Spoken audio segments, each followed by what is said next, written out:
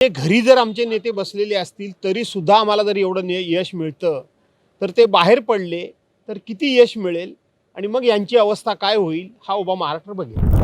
स्थानिक स्वराज्य निवडणुका झाल्या कोकणात, म्हणजे विशेषतः रत्नागिरी सिंधुदुर्गमध्ये ठाकरे शिवसेनेला फारसं यश आलेलं दिसत नाही। नेत्यांनीच कोणी दुर्लक्ष केलं अशी चर्चा आहे। नेमकं काय? ही गोष्ट खरी आहे की आमच्या पक्षाला कोकणामध्ये नुकत्याच झालेल्या स्थानिक स्वराज्य संस्थेच्या निवडणुकीमध्ये फारसं यश आलं नाही, हे आम्ही कबूल करतो।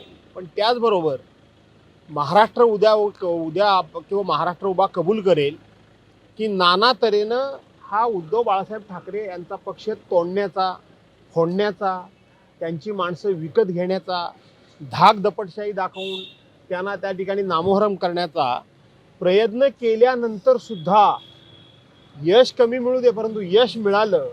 आमची माणसं निवडणूक या संपूर्ण प्रचंड अशा दादागिरीच्या समोर, धनशक्तीच्या समोर लढू शकली। याचा अर्थ की शिवसेना प्रमुखांची पुण्याई आजही कोकणामध्ये आणि उद्धव बाळासाहेब ठाकरे यांच्या पाठीमागे आहे हे त्यातून स्पष्ट होतं। एकनाथ शिंदे आणि यशानंतर म्हणजे नगरपालिका विजयानंतर अशी प्रतिक्रिया दिली की घरात बसून लोक प्रतिसाद देत नाहीत, काही लोक घरात बसले म्हणून त्यांना यश मिळालं, अशा प्रकारची टीका त्यांनी केली। असं आहे की आत्ताच आपण म्हणालात की अपेक्षेप्रमाणे यश मिळालं नाही, म्हणजे घरी जर आमचे नेते बसलेले असतील तरी सुद्धा आम्हाला जर एवढं यश मिळतं तर ते बाहेर पडले तर किती यश मिळेल आणि मग यांची अवस्था काय होईल हा उभा महाराष्ट्र बघेल। शिवसेना भाजप या दोन्ही पक्षांनी स्वतंत्र निवडणूक कोकणात लढली होती, त्यानंतर आरोप प्रत्यारोप झाले, ते पैसे वाटपाचा देखील आरोप झाला होता।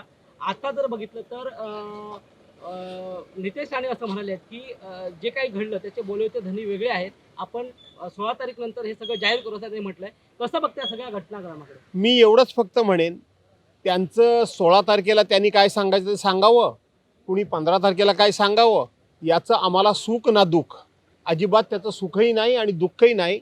परंतु एका वाक्यात सांगायचं झालं तर घर का भेदी लंका ढाय।